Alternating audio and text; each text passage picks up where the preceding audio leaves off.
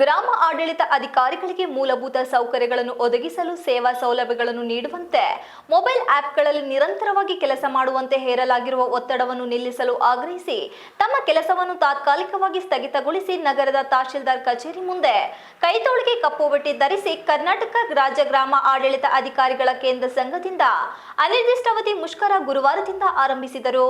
ರಾಜ್ಯ ಗ್ರಾಮ ಆಡಳಿತ ಅಧಿಕಾರಿಗಳ ಕೇಂದ್ರ ಸಂಘದ ಜಿಲ್ಲಾಧ್ಯಕ್ಷ ಜೆಪಿ ವಿಶ್ವನಾಥ್ ಮಾಧ್ಯಮದೊಂದಿಗೆ ಮಾತನಾಡಿ, ಮೊಬೈಲ್ ತಂತ್ರಾಂಶಗಳ ಕೆಲಸದ ವಿಚಾರವಾಗಿ ಇದುವರೆಗೂ ಆಗಿರುವ ಎಲ್ಲ ಅಮಾನತುಗಳನ್ನು ತಕ್ಷಣವೇ ರದ್ದುಪಡಿಸಿ ಹಿಂಪಡೆಯಬೇಕು. ಚುನಾವಣೆಗಳ ಸಂದರ್ಭದಲ್ಲಿ ಹಾಸನಾಂಬೆ ದೇವಿ ಬಾಗಿಲು ತೆಗೆದಾಗ ನಮ್ಮ ಸೇವೆ ಸೇರಿದಂತೆ ವಿವಿಧ ಕಾರ್ಯಕ್ರಮಗಳಲ್ಲೂ ಹಗಲು ರಾತ್ರಿ ಎನ್ನದೇ ತಿಂಗಳಾನುಗಟ್ಟಲೆ ಕೆಲಸ ಮಾಡುವುದರಿಂದ ತಿಂಗಳ ವೇತನ ಕೊಡಬೇಕು. ಗ್ರಾಮ ಸಹಕಾರಿಗೆ ಸೇವಾ ಭದ್ರತೆಯೊಂದಿಗೆ ವೇತನ ನಿಗದಿ ಮಾಡಿ ಅವರ ಹುದ್ದೆಯನ್ನು ಕಾಯಂ ಮಾಡಬೇಕು ಎಂದು ಆಗ್ರಹಿಸಿದರು.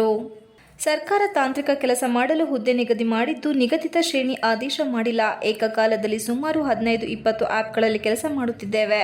ಹಾಗಾಗಿ ಮೂಲಭೂತ ಸೌಕರ್ಯಗಳಾದ ಸುಸಜ್ಜಿತ ಕಚೇರಿ, ಕುರ್ಚಿ, table, laptop, mobile, sim, scanner ಸೌಲಭ್ಯ ಒದಗಿಸಬೇಕು. ಸೌಲಭ್ಯಗಳನ್ನು ನೀಡದೆ ನಿಗದಿತ ಸಮಯದಲ್ಲಿ ಕೆಲಸ ಮಾಡಿ ರ್ಯಾಂಕ್ ಗುರಿ ತಲುಪಬೇಕು ಎಂದು ಒತ್ತಡ ಹೇರುತ್ತಿದ್ದು ಸೇವಾ ಸೌಲಭ್ಯ ಮತ್ತು ಭದ್ರತೆ ನೀಡುತ್ತಿಲ್ಲ. ಅಲ್ಲದೆ ಕೌಟುಂಬಿಕ ಆರೋಗ್ಯದ ಹಿತದೃಷ್ಟಿಯಿಂದ ರದ್ದುಗೊಳಿಸಿರುವ ಅಂತರ ಜಿಲ್ಲಾ ವರ್ಗಾವಣೆಯನ್ನು ವಾಪಸ್ಸು ಪಡೆಯಬೇಕು. ಪೊಲೀಸ್ ಮತ್ತು ಅರಣ್ಯ ಇಲಾಖೆಯಲ್ಲಿ ಕೊಡುತ್ತಿರುವ ರಿಸ್ಕ್ ಅಲೋವೆನ್ಸ್ಗಳನ್ನು ನಮಗೂ ಕೊಡಬೇಕು. ಕೆಲಸಗಳ ಒತ್ತಡದಿಂದ ರಾಜ್ಯದಲ್ಲಿ ಸುಮಾರು 50ಕ್ಕೂ ಹೆಚ್ಚು ಗ್ರಾಮ ಆಡಳಿತಾಧಿಕಾರಿಗಳು ಹೃದಯ ಕಾಯಿಲೆಗೆ ತುತ್ತಾಗಿ ಮರಣ ಹೊಂದಿದ್ದಾರೆ. ಕೆಲಸಕ್ಕೆ ಒತ್ತಡ ಮಾಡದೆ ಕಾಲಾವಕಾಶ ನೀಡಿದರೆ ಗುಣಮಟ್ಟದ ಕೆಲಸ ಮಾಡುತ್ತೇವೆ. ರಜೆ ದಿನಗಳನ್ನು ನಮ್ಮ ಕುಟುಂಬದವರೊಡನೆ ಕಳೆಯಲು, ಹಬ್ಬಗಳನ್ನು ಆಚರಿಸಲು ಅವಕಾಶ ಕಲ್ಪಿಸಬೇಕು. ರಜೆ ದಿನಗಳಲ್ಲೂ ಸರ್ಕಾರಿ ಕೆಲಸಗಳನ್ನು ಮಾಡುತ್ತಿರುವುದರಿಂದ ಅನೇಕ ಕುಟುಂಬದಲ್ಲಿ ಕಲಹ ಉಂಟಾಗಿ ಅಶಾಂತಿ ನಿರ್ಮಾಣವಾಗಿದೆ ಎಂದರು. ಈಗಾಗಲೇ ಹೆಚ್ಚಿನ ಕೆಲಸಗಳ ಒತ್ತಡದಿಂದ ರಾಜ್ಯದಲ್ಲಿ ಸುಮಾರು 50ಕ್ಕೂ ಹೆಚ್ಚು ಗ್ರಾಮ ಆಡಳಿತಾಧಿಕಾರಿಗಳು ಹೃದಯ ಕಾಯಿಲೆಗೆ ತುತ್ತಾಗಿ ಮರಣ ಹೊಂದಿದ್ದಾರೆ. ಕೆಲಸಕ್ಕೆ ಒತ್ತಡ ಮಾಡದೆ ಕಾಲಾವಕಾಶ ನೀಡಿದರೆ ಗುಣಮಟ್ಟದ ಕೆಲಸ ಮಾಡುತ್ತೇವೆ. ರಜಾ ದಿನಗಳನ್ನು ನಮ್ಮ ಕುಟುಂಬದೊಡನೆ ಕಳೆಯಲು, ಹಬ್ಬಗಳನ್ನು ಆಚರಿಸಲು ಅವಕಾಶ ಕಲ್ಪಿಸಬೇಕು. ರಜೆ ದಿನಗಳಲ್ಲೂ ಸರ್ಕಾರಿ ಕೆಲಸಗಳನ್ನು ಮಾಡುತ್ತಿರುವುದರಿಂದ ಅನೇಕ ಕುಟುಂಬಗಳಲ್ಲಿ ಕಲಹ ಉಂಟಾಗಿ ಅಶಾಂತಿ ನಿರ್ಮಾಣವಾಗಿದೆ. ಸರ್ಕಾರ ಕೂಡಲೇ ನಮ್ಮ ಅಹವಾಲುಗಳನ್ನು ಪರಿಗಣಿಸದಿದ್ದರೆ ರಾಜ್ಯ ಸಂಘದ ನಿರ್ದೇಶನದಂತೆ ಮುಂದಿನ ಪ್ರತಿಭಟನೆಯನ್ನು ಸೆಪ್ಟೆಂಬರ್ 27 ಶುಕ್ರವಾರದಂದು ಜಿಲ್ಲಾಧಿಕಾರಿಗಳ ಕಚೇರಿ ಎದುರು ಪ್ರತಿಭಟನೆ ಹಮ್ಮಿಕೊಳ್ಳಲಾಗುವುದು ಎಂದು ಎಚ್ಚರಿಸಿದರು.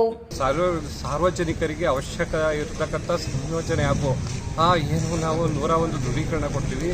ಆ ಆ್ಯಪನ್ನು ನಾವು ಸ್ಥಗಿತಗೊಳಿಸಿರಲಿಲ್ಲ ಸರ್. ಇಲ್ಲಿವರೆಗೂ ಒಂದು ವಾರದಿಂದ ಉಳಿದ ಆ್ಯಪ್ಗಳೆಲ್ಲ ಸ್ಥಗಿತಗೊಳಿಸಿದ್ದು ಸಾರ್ವಜನಿಕರಿಗೆ ಏನು ಸೌಲಭ್ಯ ಇತ್ತು ಕೊಡ್ತಾ ಬಂದಿದ್ದೀವಿ ಸರ್.